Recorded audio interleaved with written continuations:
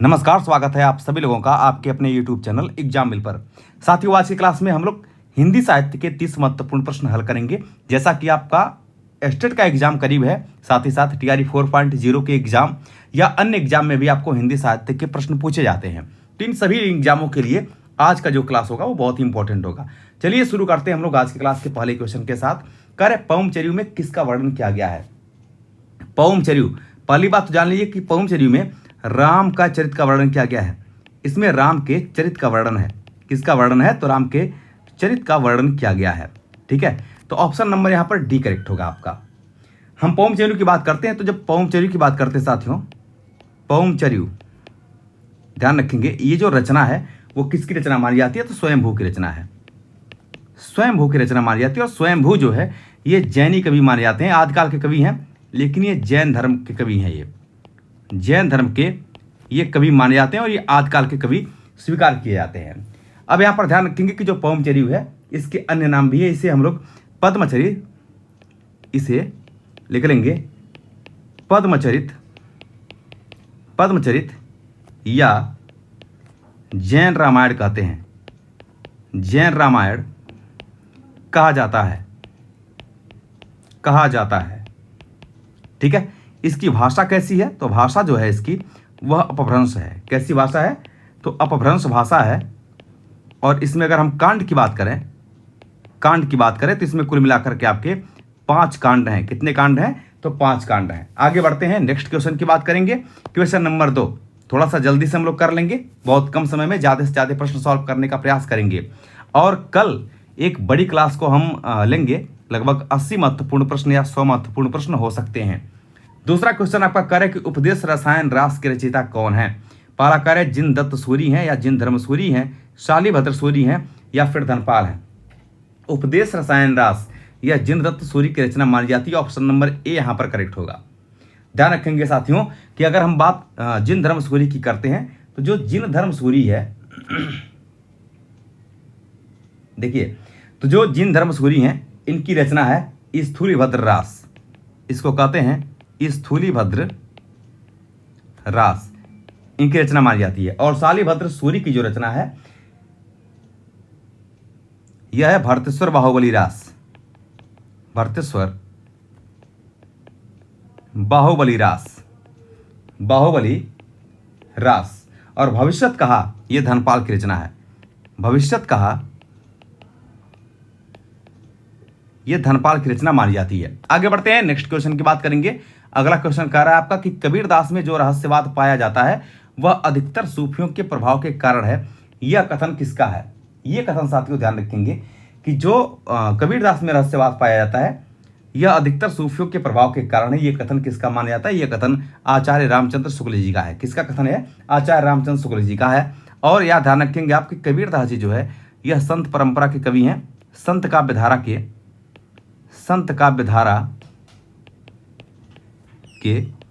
प्रथम कवि माने जाते हैं। ये प्रथम कवि माने जाते हैं। आगे बढ़ेंगे, नेक्स्ट क्वेश्चन की बात करेंगे। अगला क्वेश्चन आप देख सकते हैं, क्वेश्चन नंबर 4 आपका कह रहा है कि निम्नलिखित में से राम भक्ति काव्य परंपरा के कवि कौन से नहीं हैं? राम भक्ति काव्य परंपरा के कवि कौन नहीं है? गदाधर भट्ट की बात कर रहा है, नाभादास, ये राम भक्ति काव्य से संबंधित है। गोस्वामी तुलसीदास तो हैं ही, हृदय राम भी हैं, लेकिन गदाधर भट्ट जो है वो राम भक्ति काव्य धारा के कवि नहीं माने जाते हैं, बल्कि यह कृष्ण भक्ति परंपरा के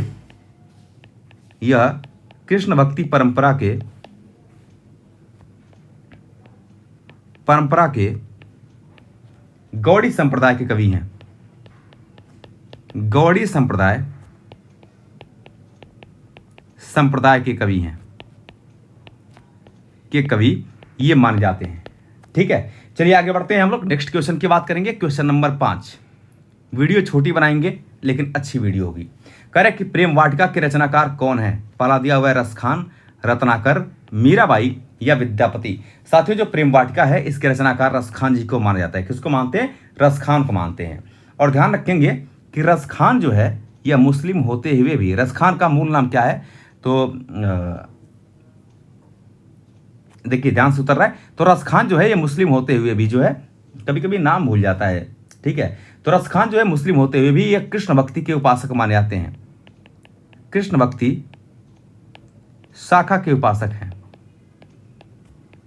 शाखा के उपासक हैं। ठीक है, ये बात ध्यान रखेंगे। आगे बढ़ते हैं नेक्स्ट क्वेश्चन की तरफ। अगला क्वेश्चन आपका कह रहा है क्वेश्चन नंबर, अच्छा मीराबाई और विद्यापति के बारे में जान लीजिएगा। जो मीराबाई जी हैं, मीराबाई ये भी कृष्ण भक्ति शाखा की उपासिका मानी जाती हैं। ये कृष्ण भक्ति शाखा की उपासिका मानी जाती है। और विद्यापति के बारे में जान लीजिएगा, इनकी एक रचना है जिसका नाम है पदावली। पदावली, तो पदावली जो है ये मैथिली भाषा में है। किस भाषा में है? यह मैथिली भाषा में है। और मैथिली भाषा में रचित, मैथिली भाषा में रचित इनकी एकमात्र रचना है।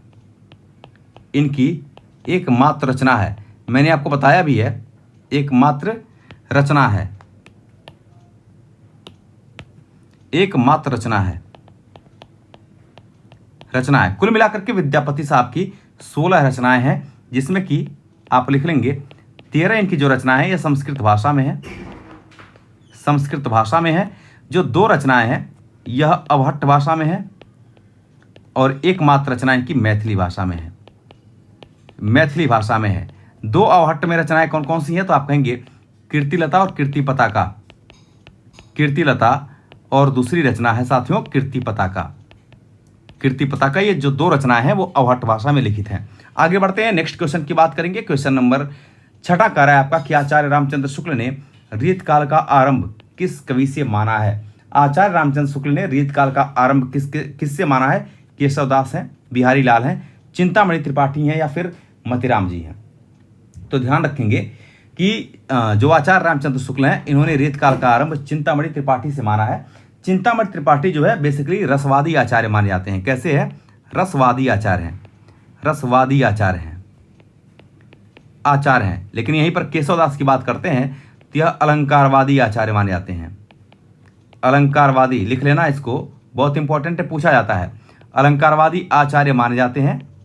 ठीक है, और रीतिबद्ध परंपरा के प्रतिनिधि कवि हैं। लिख लेंगे इसको कि रीतिबद्ध परंपरा के, रीतिबद्ध परंपरा के प्रतिनिधि कवि हैं, प्रतिनिधि कवि हैं, प्रतिनिधि कवि हैं। ठीक है, बिहारी लाल की बात करते हैं तो बिहारी लाल जो है वो रीतिबद्ध, रीति सिद्ध लिखिएगा, रीति सिद्ध काव्यधारा के कवि हैं, काव्यधारा के कवि हैं, कवि हैं। और इनकी एक मात्र रचना है जिसका नाम है बिहारी सतसई। इसको लिख लेंगे बिहारी सतसई, बिहारी सतसई एकमात्र रचना है जिसमें कुल मिलाकर के 713 दोहे हैं। कितने दोहे हैं? तो आप कहेंगे 713 दोहे हैं, 713 दोहे हैं। मतलब ये बात हम कह सकते हैं कि एकमात्र रचना जिसके लिए जो बिहारी दास हैं वो हिंदी साहित्य जगत में बहुत ही फेमस कवि के रूप में जाने जाते हैं। आगे बढ़ते हैं, हम लोग नेक्स्ट क्वेश्चन की बात करेंगे। और मतीराम जो है वो रीत काल के रीतिबद्ध परंपरा के कवि ये माने जाते हैं। आगे बढ़ते हैं साथियों, नेक्स्ट क्वेश्चन की बात करेंगे। अगला क्वेश्चन आपका कह रहा है यहाँ पर क्वेश्चन नंबर 7 नंबर क्वेश्चन कह रहा है कि निम्नलिखित में से कौन रीति मुक्त कवि नहीं है? देखिए कह रहा है रीति मुक्त कवि कौन से नहीं है? घनानंद है, बोधा है, आलम है और बिहारी है। तो बिहारी जो है ये रीति मुक्त कवि नहीं है, बल्कि ये रीत काल के रीति सिद्ध कवि माने जाते हैं। कैसे हैं? तो आप कहेंगे रीत काल के यह रीति सिद्ध कवि हैं। और साथ में एक बात और ध्यान रखेंगे कि बिहारी यह रीत काल के प्रतिनिधि कवि हैं। रीत काल के प्रतिनिधि कवि माने जाते हैं, प्रतिनिधि कवि माने जाते हैं, माने जाते हैं। इनकी एकमात्र रचना है जिसका नाम है बिहारी सतसई, बिहारी सतसई। और बिहारी सतसई के विषय में ग्रियर्सन साहब लिखते हैं, ग्रियर्सन साहब ने लिखा है कि एकमात्र रचना जिसका मुकाबला पूरे ही यूरोप का कोई भी साहित्य नहीं कर सकता। ठीक है, आगे बढ़ेंगे, नेक्स्ट क्वेश्चन की बात करेंगे। क्वेश्चन नंबर 8 आप देख सकते हैं यहाँ पर कह रहा है कि निज भाषा उन्नति है सब उन्नति को मूल, और बिनु निज भाषा ज्ञान के मिटत न एको सूल। यह रचना मतलब यह किसकी रचना मानी जाती है? फ्रेडरिक फिंकाट की है, भारतेंदु हरिश्चंद्र की है, कार्तिक प्रसाद खत्री का है या राधा कृष्ण दास का है? साथियों ये जो पंक्तियां हैं ये भारतेंदु हरिश्चंद्र की पंक्ति मानी जाती है। भारतेंदु हरिश्चंद्र जो है ये आधुनिक काल के कवि हैं। और ध्यान रखेंगे कि ये भारतेंदु युग के कवि हैं। किस युग के? तो तो भारतेंदु युग के कवि हैं, भारतेंदु युग के कवि हैं। और भारतेंदु युग का जो समय रहा है साथियों, ये ध्यान रखेंगे, भारतेंदु युग का जो समय रहा है यह 1850, जबकि भारतेंदु जी का जन्म है और साथ ही साथ 1900 ईस्वी तक। कब है? 1900 ईस्वी तक रहा है। 1900 ईस्वी में शास्त्री मासिक पत्रिका का संपादन होता है। लेकिन अगर भारतेंदु हरिश्चंद्र की बात करते हैं तो इनका जो जन्म है वो 1850 को होता है और 1800 या 85 को मर जाते हैं। तो ये मात्र 35 वर्षों तक ही जिंदा थे। कितने वर्षों तक? 35 वर्षों तक जिंदा थे। आगे बढ़ते हैं, नेक्स्ट क्वेश्चन की बात करेंगे। अगला क्वेश्चन आपका कह रहा है क्वेश्चन नंबर 9, और कुछ तो नहीं बताना इसमें, ठीक है। आगे बढ़ते हैं, क्वेश्चन नंबर 9 कह रहा है कि आज रात इससे परदेसी चल कीजिए विश्राम यहीं, जो कुछ वस्तु कुटी में मेरे ग्रहण संकोच नहीं। प्रस्तुत काव्य पंक्तियों के रचनाकार कौन माने जाते हैं? तो ये जो काव्य पंक्तियां हैं साथियों, ये श्रीधर पाठक की काव्य पंक्तियां हैं। किसकी हैं? श्रीधर पाठक की काव्य पंक्तियां मानी जाती हैं। और ध्यान रखेंगे कि श्रीधर पाठक जो गोल्ड स्मिथ हैं, इनकी बात ध्यान में रखेंगे कि इन्होंने गोल्ड स्मिथ की कृति है, मैं ऐसे लिख देता हूं, गोल्ड स्मिथ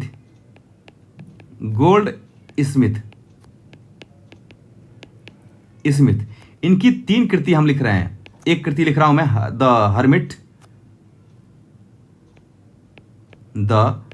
हर्मिट, दूसरा मैं लिख रहा हूं डेजर्टेड विलेज,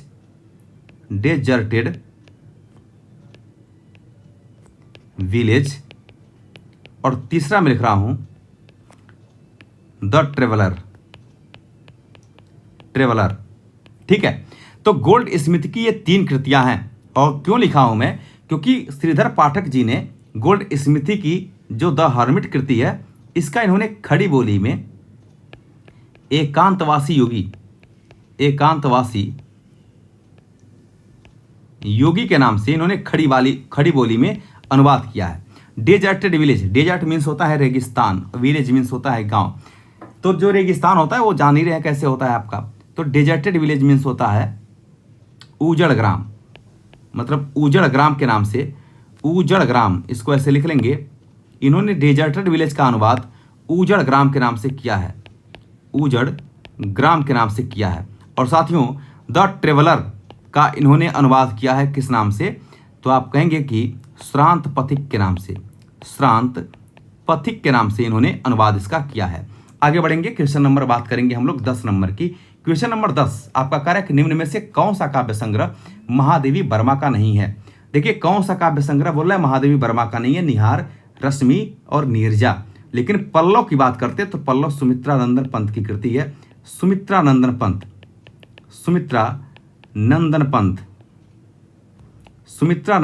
की कृति। और सुमित्रा नंदन जो पंत जी हैं यह छायावादी कवि माने जाते हैं, छायावादी कवि हैं और छायावाद के सुकुमार कवि हैं ये। ठीक है, लिख लेंगे इनके विषय में कि छायावाद के सुकुमार कवि कहे जाते हैं, सुकुमार कवि ये कहे जाते हैं। तो भैया जो पल्लव रचना है वो किसकी है? वो रचना जो है वो किसकी है? सुमित्रा नंदन पंत की है। इसके बाद हम लोग थोड़ी सी इन रचनाओं की बात करते हैं जो कि महादेवी वर्मा की रचनाएं हैं, जिसमें कि निहार 1930 ईस्वी में इसका प्रकाशन होता है। रश्मि की बात करते हैं तो 1932 ईस्वी में इसका प्रकाशन होता है। नीरजा का प्रकाशन 1935 में होता है। एक और रचना मैं लिख रहा हूँ जिसका नाम है सांध्य गीत। ये रचनाएं जो हैं वह यामा में संकलित हैं। किसमें? यामा में यह रचनाएं संकलित हैं।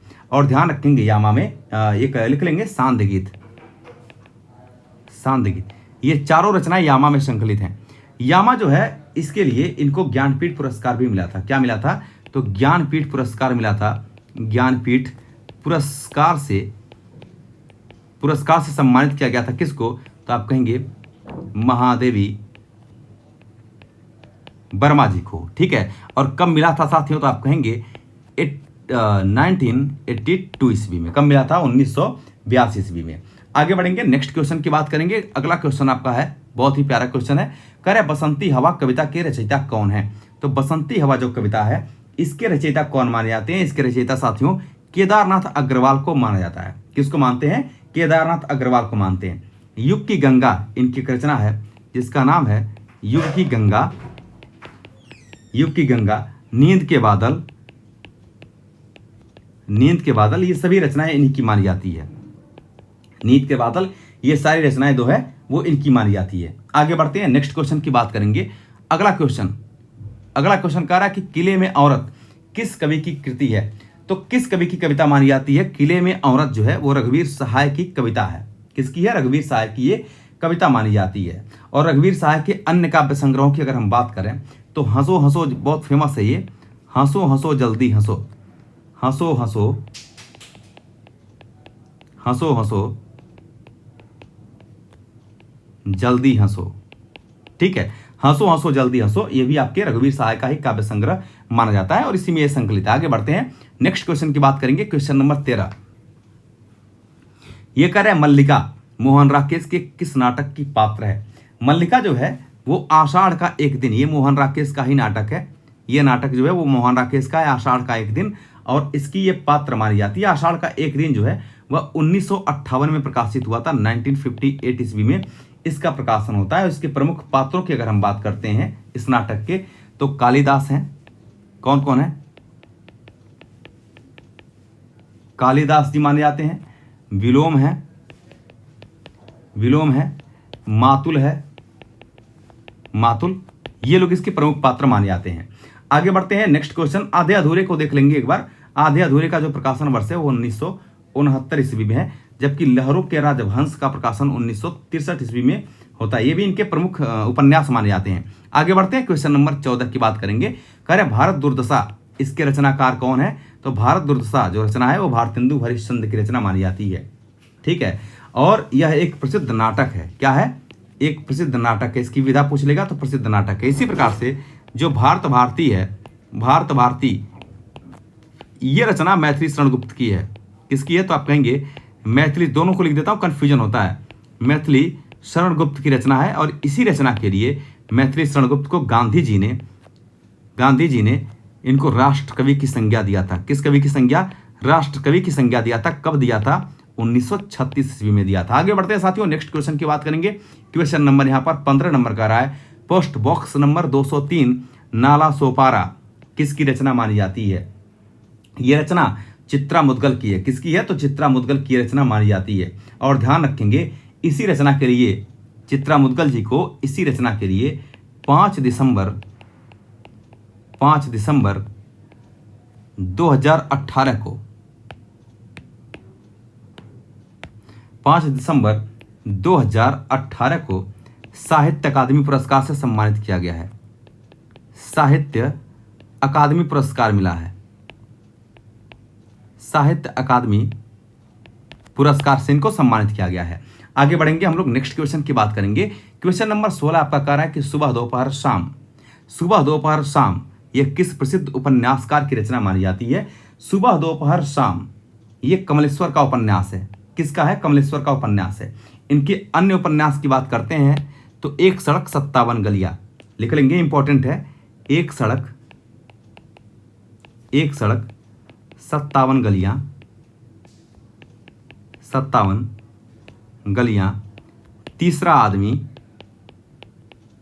तीसरा आदमी, डाक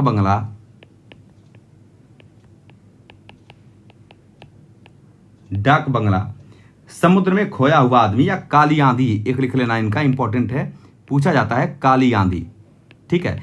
ये सभी उपन्यास कमलेश्वर जी का है। किसका है? कमलेश्वर का। और प्रेमचंद के उपन्यास के विषय में तो आप जान ही रहे हैं। आगे बढ़ते हैं साथियों, नेक्स्ट क्वेश्चन की बात करेंगे। अगला क्वेश्चन नंबर 17 का रहा है परती परिकथा।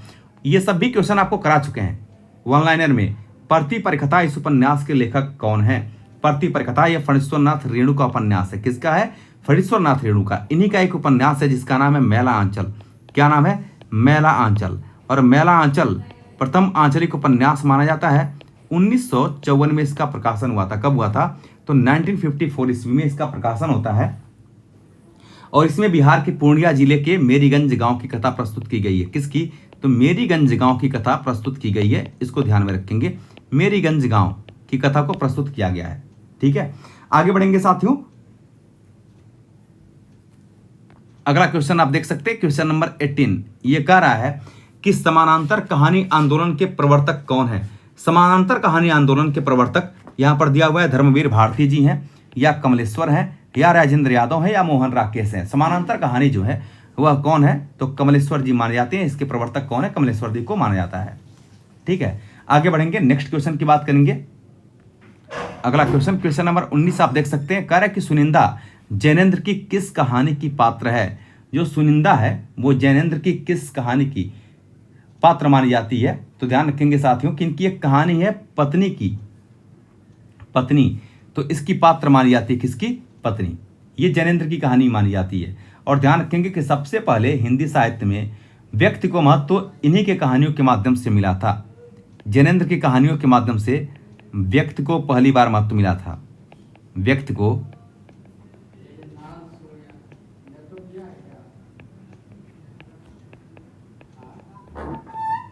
पहली बार महत्व मिला था। आगे बढ़ते हैं, नेक्स्ट क्वेश्चन की बात करेंगे। क्वेश्चन नंबर यहां पर 20 ये कह रहा है कि सोमा बुआ किस कहानी में मुख्य पात्र हैं? अकेली, मैकू, पंचलाइट या शरणदाता? आप देख सकते हैं कि जो सोमा बुआ है यह मन्नू भंडारी की एक प्रसिद्ध कहानी है जिसका नाम है अकेली।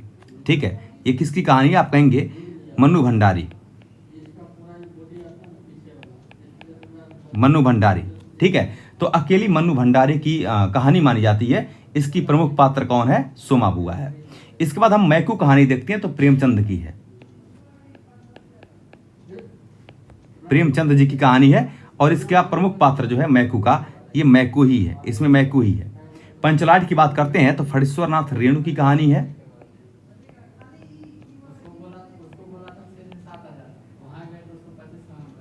फणीश्वर नाथ रेणु की ये कहानी मानी जाती है और इसका जो प्रमुख पात्र है उसका नाम है गोधन। क्या नाम है? गोधन है। इसके बाद शरणदाता आप देख सकते हैं अज्ञेय की कहानी है। किसकी है साथियों? तो आप कहेंगे कि यह अज्ञेय जी की कहानी मानी जाती है। आगे बढ़ेंगे हम लोग, अगली बात करेंगे क्वेश्चन नंबर 21। ये करें निम्नलिखित में से कौन सी रचना के लेखक का नाम सही नहीं है? जुलूस रुका है विवेकी राय, या शिखरों के सेतु शिव प्रसाद सिंह, या तुम चंदन हम पानी विद्यानिवास मिश्र, या सदाचार का ताबीज श्रीलाल शुक्ल?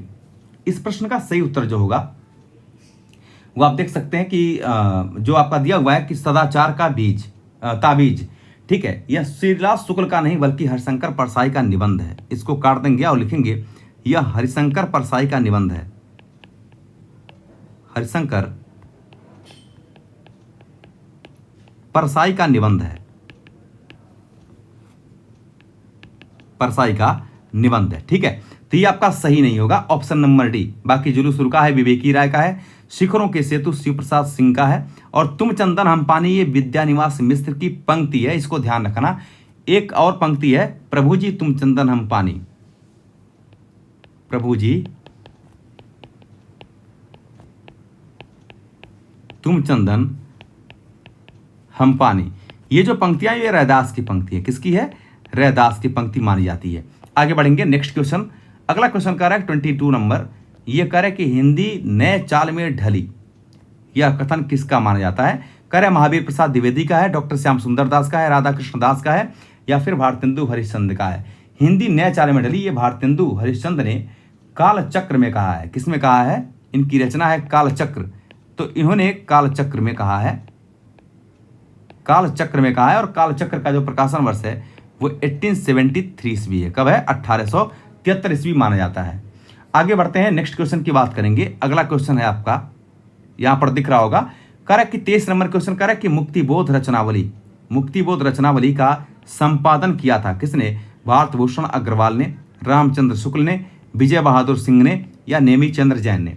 कल की क्लास में हम जो आपको क्वेश्चन लेकर के आएंगे एमसीक्यूज के, वो प्रयास करूंगा कि 50 क्वेश्चन कम से कम हो, नहीं तो आपको 80 क्वेश्चन तक हम लेकर के जरूर आएंगे। और साथियों वो क्वेश्चन आपको मिसलेनियस मिलेगा, यानी हिंदी साहित्य और हिंदी व्याकरण ये दोनों मिक्स करके हम क्वेश्चन लाएंगे। चूंकि ये स्टेट का एग्जाम करीब है तो उसको भी हम लोग ध्यान में रखते हुए पढ़ेंगे। ठीक है, तो मुक्तिबोध रचनावली का जो संपादन है वो नेमी चंद्र जैन ने किया है। किसने किया है? नेमी चंद्र जैन ने किया है। और ध्यान रखेंगे कि जो नेमी चंद्र जैन है यह प्रगतिवादी आलोचक हैं,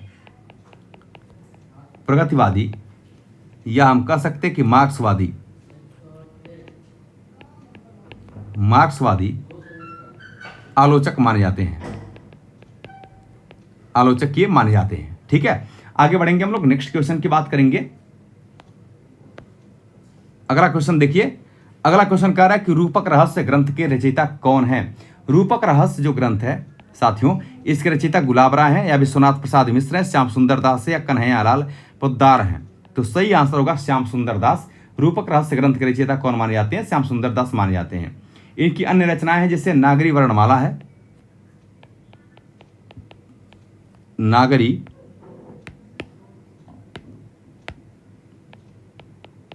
नागरी वर्णमाला है, ठीक है, और हिंदी कोविद रत्नमाला, ये सभी रचनाएं इन्हीं की हैं। आगे बढ़ते हैं, नेक्स्ट क्वेश्चन आप लोग देख सकते हैं। अगला क्वेश्चन कह रहा है कि व्योमेश दरवेश इनमें से किसकी जीवनी है। व्योमेश दरवेश जो है वो हजारी प्रसाद द्विवेदी की जीवनी मानी जाती है। किसकी है? हजारी प्रसाद द्विवेदी की जीवनी है। आगे बढ़ते हैं, नेक्स्ट क्वेश्चन, क्वेश्चन नंबर 26। ये कह रहा है आपका कि आजकल पुरुष गांधी, क्षमा चाहता हूं मैं, अकाल पुरुष गांधी, ये दिया हुआ है। अकाल पुरुष गांधी शीर्षक से महात्मा गांधी के जीवन के माध्यम से नए धर्म की अवधारणा को किस साहित्यकार ने साकार किया है? विष्णु प्रभाकर जी ने, गिरिराज किशोर ने, रामविलास शर्मा ने या फिर जैनेन्द्र कुमार ने। तो सही आंसर इसका जो हो जाएगा वो हो जाएगा आपका, इनके जीवन को किसने साकार किया है? जैनेन्द्र कुमार ने। किसने? जैनेन्द्र कुमार ने साकार किया है। साथियों ध्यान रखेंगे कि जैनेन्द्र कुमार को हिंदी में मनोविश्लेषणवादी उपन्यास का जनक माना जाता है। लिख लेंगे, हिंदी में वन लाइनर में इसको कराए भी हैं, हिंदी में मनोविश्लेषणवादी